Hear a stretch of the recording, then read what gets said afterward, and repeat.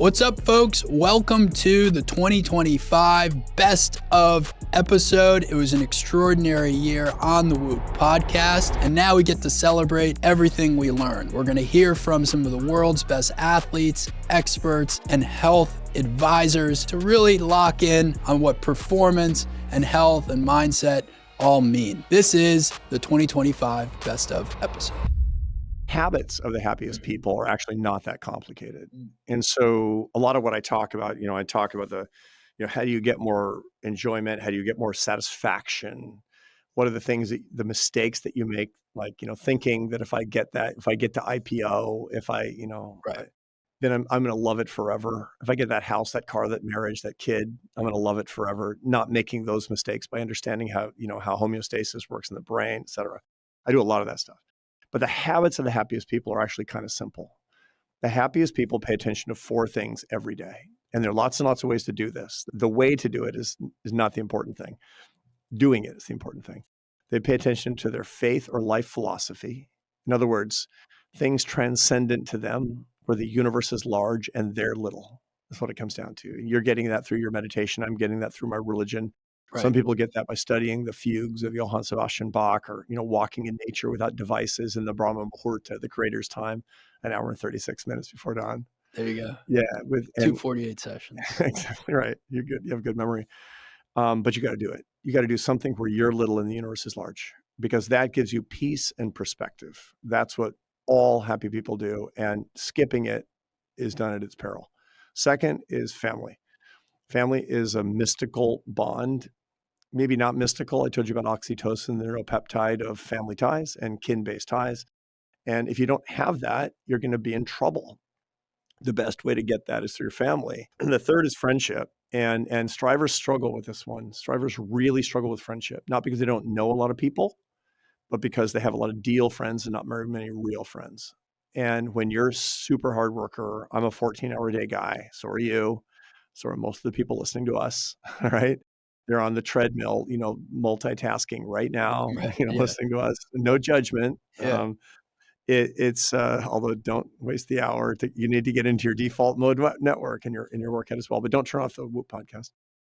It's really, really important that you're not utilitarian about your friendships. You need to spend the time and do the work to have people who just love you, who are useless to you. And you're useless to them. You simply can't get the happiness that comes from true, intimate, love-based friendships if everybody's useful. Aristotle talked about this 2,500 years ago. Wow. He talks about friendship of transaction. Useful friends. They had a telos, to them. And then the atelic friendships, the friendships of virtue, where you just love each other. Usually you have a shared love for a third thing, and that's why the goal of marriage by the fifth year, it's going to be really successful, is called a companionate love, which sounds not hot, but what it is best friendship. Also has a lot of passion in it, but you have shared love for the relationship, for the cosmic entity that is your love, for the children that you're bringing into the world, for the faith that you share. I mean, it's just, that's when marriage is the best, man, because that's what you really need. That's the apex of both family and friendship is marriage. Is your romantic partnership. Lifelong, pair bond, man, like wood storks. You're in it together forever. And if you can, not everybody can, but that's the goal at least. And last but not least is work. And all that work matters with work is earning your success. That's why merit-based systems are the only systems that matter. Tenure-based systems, loyalty-based systems suck. They demoralize people. They drive out the best people, because merit is everything. Earning your success, creating value with your life, and being fairly evaluated on the basis of the value that you're creating is life affirming. And then serving others where people need you. And it's great as the CEO of this company, because you get all these strokes all day long. People like, I lost all this weight. Yeah, I got healthy. The testimonials are great. Totally. Yeah. But everybody in the company, everybody needs to actually hear the testimonials. Bring in clients whose lives have been changed to thank the people who are not on the front lines. Totally. That's the key thing. So service to others and earning your success, that's what matters with work. But the bottom line to remember is faith, family, friends, and work. I always try and reframe everything in life to make it a positive. This is not toxic positivity, right? This is understanding that I with all my heart believe that every single event in life pretty much is neutral. It's the perspective we take on that event that determines its outcome on us. Our actions are not neutral, but reality is. Exactly. And so, this plays up for me in so many different ways. Like, so because that happens to me where I don't have, or I forgot my charger and I'm away, and so I don't have it. So I ask myself the question, okay, great. What opportunity does this now present me with that I would not have had the opportunity to do had I had my battery charger?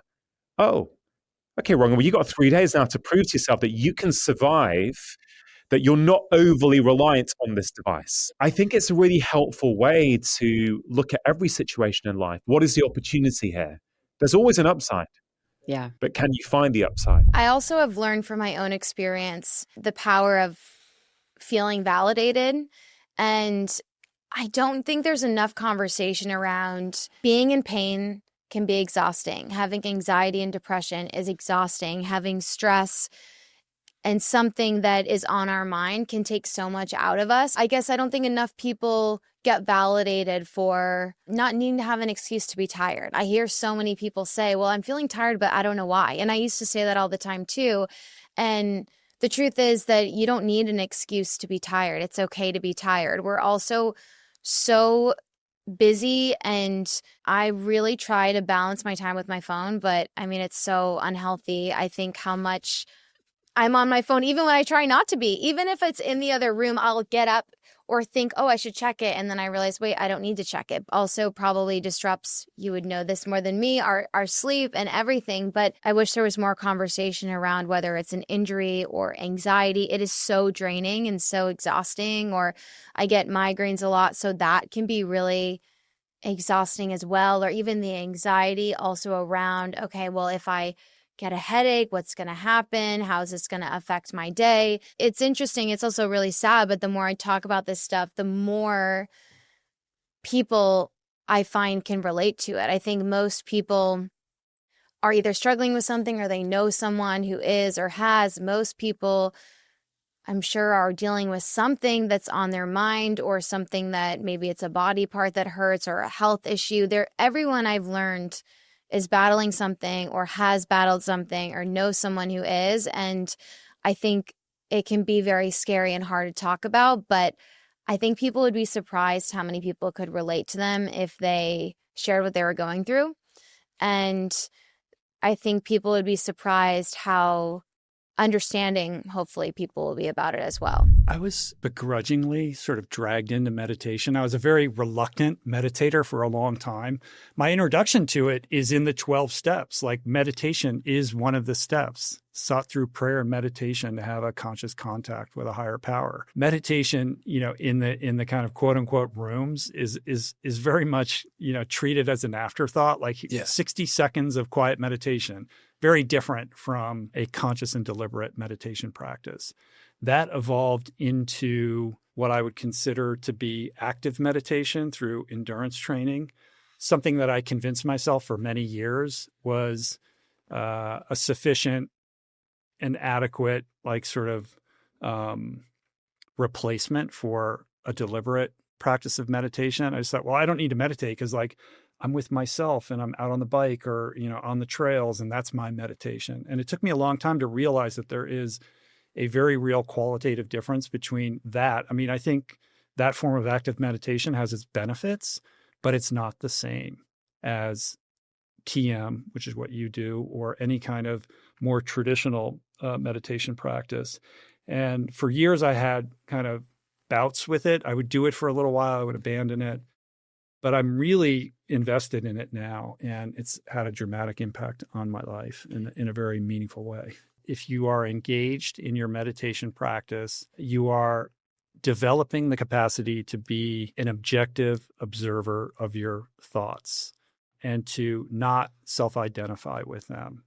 And what this allows you to do is to greet the world with a greater degree of calm and equanimity, such that when you're in a high stress situation or somebody says something to you that triggers you that you typically just react to without thinking, you have an extra moment to pause and to assess and to reflect and to make a decision about how you want to respond. And that is always going to drive better decisions and better outcomes. Totally. So that alone is like, that's a break. That's like, okay, there's a reason for everybody to do it right there, because we all say things we wish we hadn't, or made a decision spontaneously in the moment because we're impulsed that led us astray, that we regret and wish we could get a do-over. So meditation is almost like giving you a do-over for everything. It allows you to kind of review the landscape, assess and make a decision from a place of greater consciousness. Also, I think it gives you the space to connect with yourself, to develop a relationship with yourself, and to allow space for your intuition to speak to you so that you can hear it. And I think that's super powerful. Obviously, exercise is a big part of your life. You spend close to 10 hours a week training, and then an additional, and that's in heart rates zones 1 to 3. And then in 4 to 5, you're spending another hour. So all of this from a Whoop age standpoint is bringing your age down.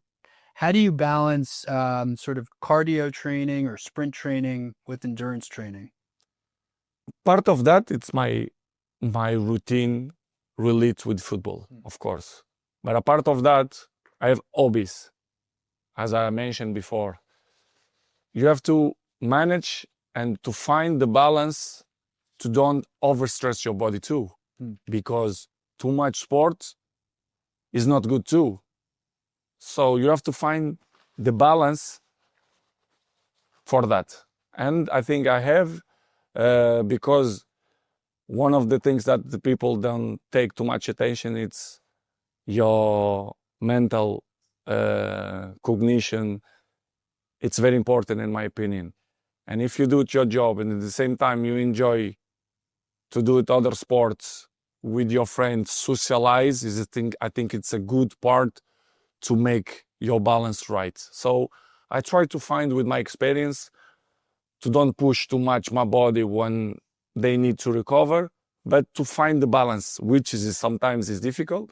I take care of my body since I started to play football. Now you can tell me, but you treat the same way that you treat 20 years ago. No, but I was there, like take care a little bit of my body.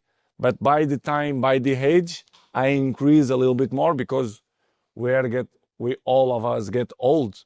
But I start every year, do something more. One thing that, I've listened to you talk a little bit about is sort of a shift in your mindset over the last 10 years and the way you've approached the game. I think, when you just starting, you kind of like learning about the game, about how things are working. You're learning yourself, like how you react to things.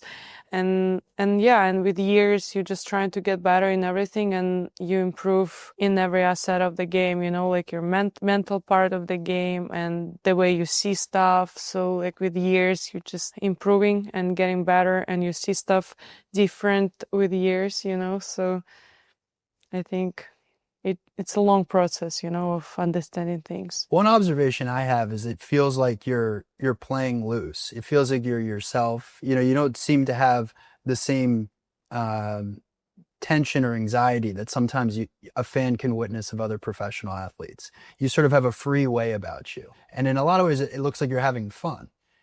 I think it's important to have fun because, as you said, so many players got exhausted pretty early because they were too hard on themselves, too much into the professional side of the game, and like just kind of like wasted their energy on the wrong stuff. What I learned with years that it's really important to balance, your professional life with your personal life, and it's important to have fun and enjoy the journey, like enjoy ups and also enjoy downs. As long as you can, like feel something, like it means that you're living and you have to enjoy it. So, and I'm a fun person, like I'm not the one who's going to be too long in depression or something, or too long into this disappointment part of the game. I'm just trying to have fun and trying to stay in the moment,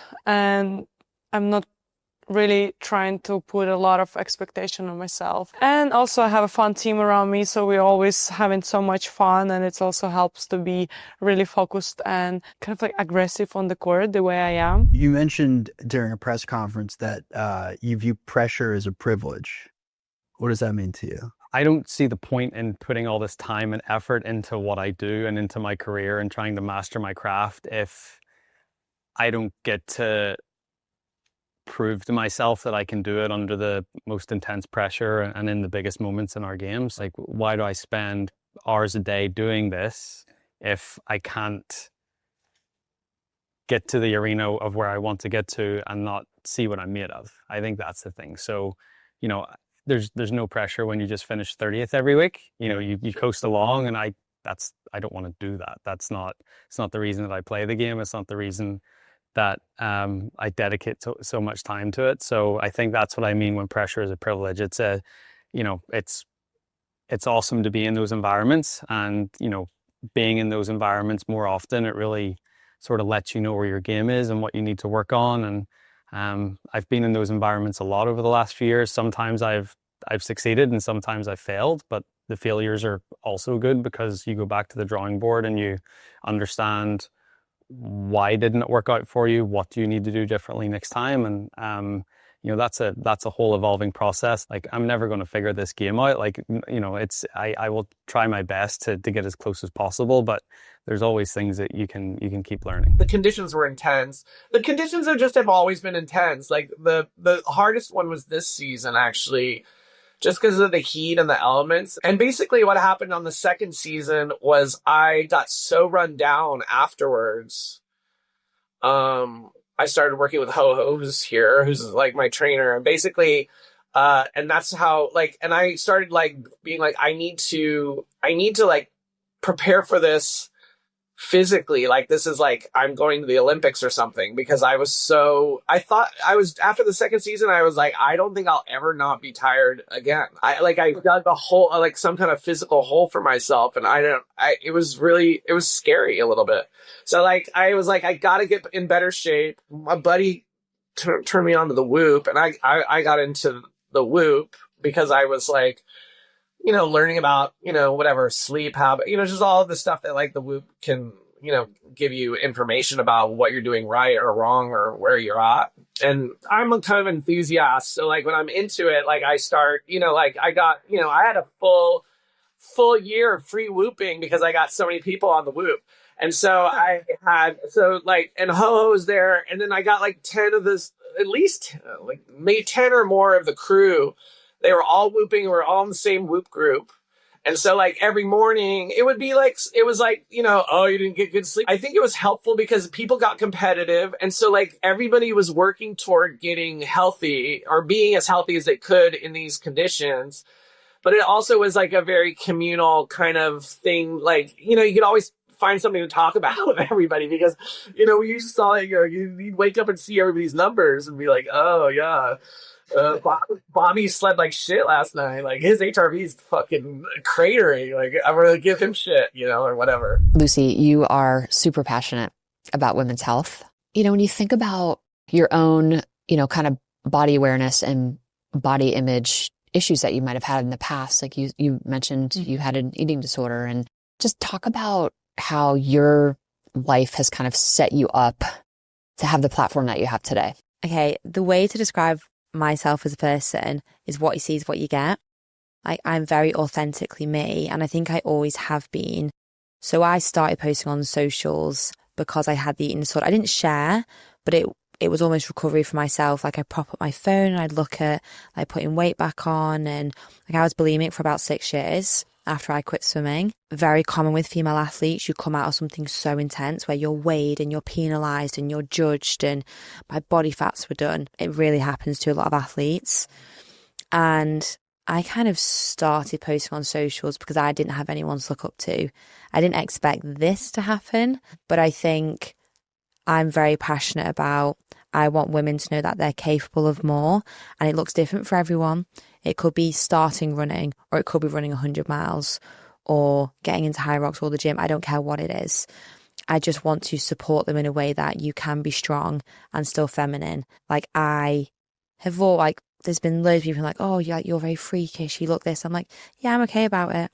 And I want to support other girls to feel the way that I do, because training and performance and getting over an eating disorder and having a better relationship with food changed my life.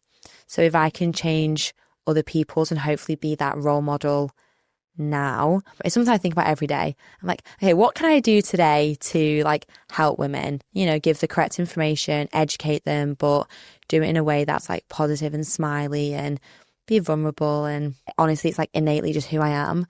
And like, I found that calling. 22% of American women lift weights. It should be higher. I know. Talk about, why does one have to resistance train if you're a woman? Why is that important? And then talk some specifics about what women should be striving towards. So the body, I always say it's this phenomenal machine that we are in charge of. And that machine runs on really delicate kind of systems. And one of those systems is going to be like your musculoskeletal, which includes like your muscles and your joints and your bones. If we were to look ahead at your 80-year-old, 90-year-old self, what do we usually see? We see women who are frail, have increased risk of falls, breaking a hip, etc., and then they have decreased quality of life. So women typically live longer, but they live more years in poorer health. And that has a lot to do with the estrogen decline. And so when we think of why it's so important to utilize resistance training as a form to help the body, this machine, is because they talk to each other. So the muscle is really good for strength and power,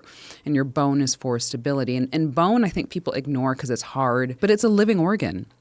And so we have to use resistance training as a way to tell the cells in the bone to being like, I need more bone. And that comes with the actual impact that you do with resistance training that actually triggers the bone to tell it, right, the machine, we need more. We need more strength. We need more of those cells that are building the bone. Same thing that goes with the muscle. And so if we're not stimulating this kind of complex of the bone and the muscle, then that's when it starts to decline for multiple reasons. I think, you know, with aging alone, you start to see that decline. But with estrogen, now it's kind of compounded. And so when women start to go through their 40s and their 50s, estrogen is declining. It's also impacting the strength of the bone and the ability to be strong, but also the muscle as well, and losing that muscle mass. When I was first diagnosed, it wasn't as widely spoken about as it is now, and I hadn't even heard of it. And so for me, I also had fibroids.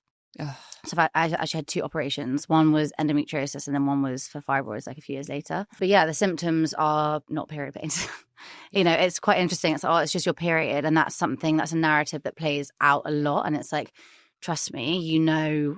And I think as a woman, it's like, you know, when something is, if it's something so painful, like it just shouldn't be that painful.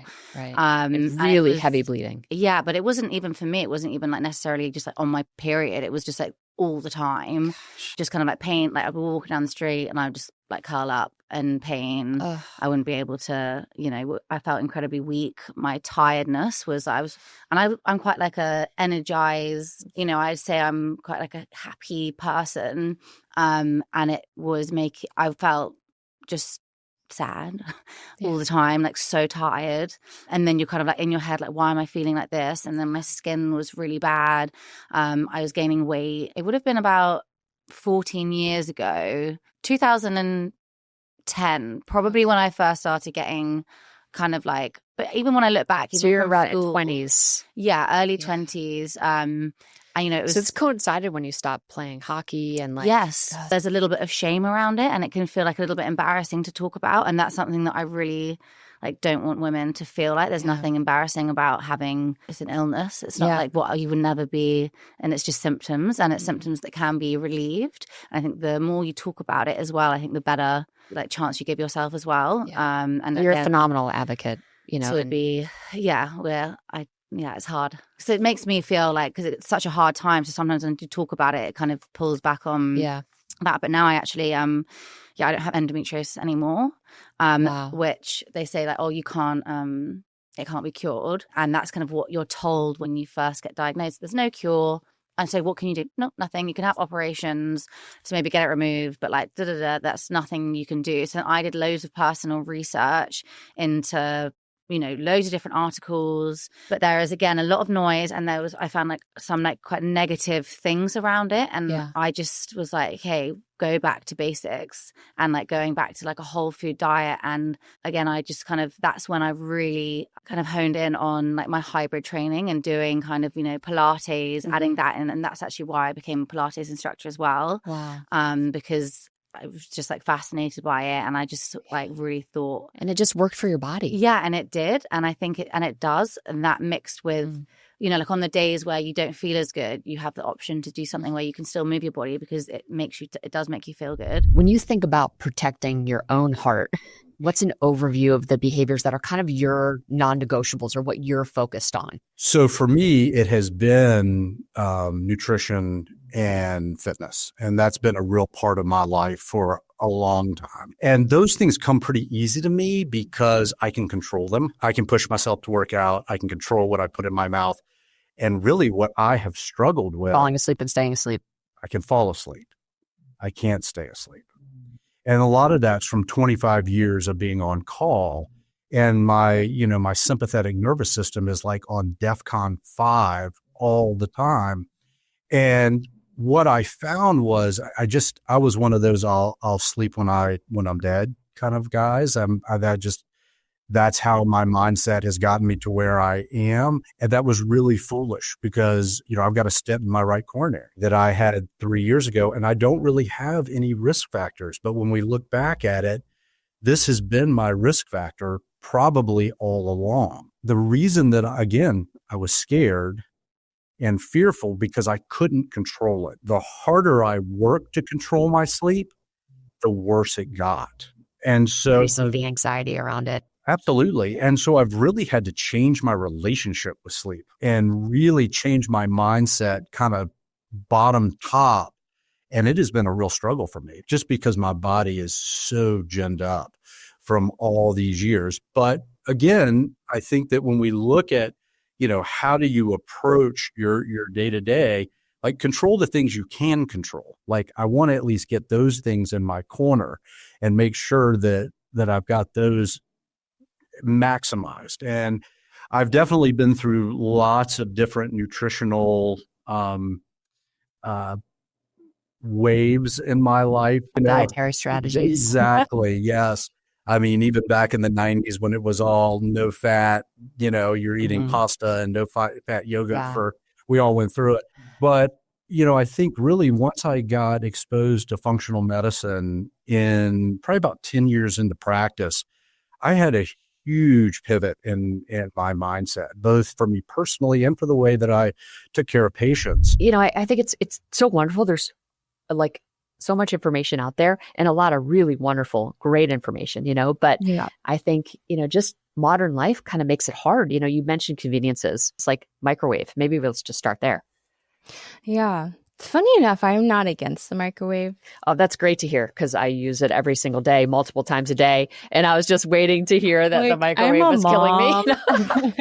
No, I'm a mom. I'm like, I'm not going to be heating stuff up on this. I mean, I heat my coffee up like literally 10 times in the span of like 40 minutes. Yeah, I do too. I don't drink coffee, but I heat up other stuff in there a lot. And it's actually, we look at different cooking methods. The microwave is pretty great. I mean, it's not as good as using stovetop and steaming, but it's like, semi up there in terms of nutrient retention. And you don't have to be so hard on yourself. There are ways to do this conveniently and sustainably, and still, for the most part, do pretty well with your diet, I think. Some other conveniences like flash frozen produce. So, tell me more. So I was a researcher, nutrition scientist and trained as a dietitian and everything. I love flash frozen produce. They've done it's like freshness tests on flash frozen produce. And there's a lot of vitamin C retention. And vitamin C is supposed to be a good proxy for how fresh vegetables stay after they're harvested. And it's pretty good in flash frozen produce. There's not much to it. They're just freezing it immediately after harvest. How do we know? Is there a label on it that says flash frozen? Like, how do we know if it was? Pretty much all the the vegetables that you get in the freezer aisle are flash frozen. Are going to be flash frozen. They just do it like right after harvest, and they do it industrially. And so it's like super cold and just locks everything up. I think it's a great way to get your veggies. Usually they're chopped up already. And I always tell people to get high quality protein, and I'll let people interpret that however they want to. I'm going to stay out of that conversation.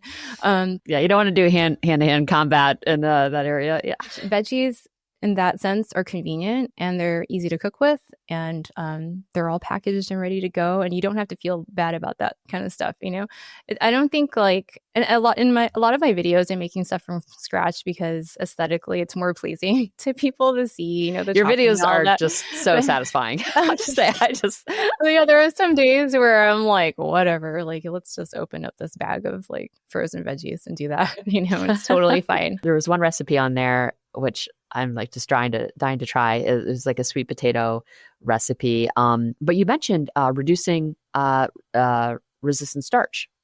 Yeah. But I'd love for you to just talk through what that process is and what are the benefits. And if you're making rice or potatoes, sweet potatoes, and sometimes even people will freeze their bread, you can cool down the starch in the fridge. Sometimes people will even freeze portions of rice, which will make it more convenient. So you can just take it out and microwave it. And the resistant starch, actually, our bodies have a hard time breaking it down. And so you're going to have less of a glucose spike or insulin response from the resistant starch. I don't think it's a panacea. You can't just go and just eat rice all day long because, it's resistant starch.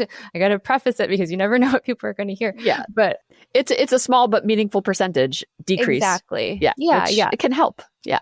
So if you're a busy person and you don't have a lot of time to be making, your rice or your own bread or whatever, you can do it in bulk and then put it in the fridge. Yeah. I have personally a big freezer in my garage, and I put a lot of stuff in there, broths and things, and it makes it more convenient for me to just take it out and defrost. 2025 was a huge year for the Whoop podcast, and in 2026, we're going to be leveling up. Hear from the world's best athletes, top performers, scientists, nutritionists, and more as we dive deep on everything you can do to live a healthier life. Check out the Whoop podcast every Wednesday on Apple, Spotify, and YouTube.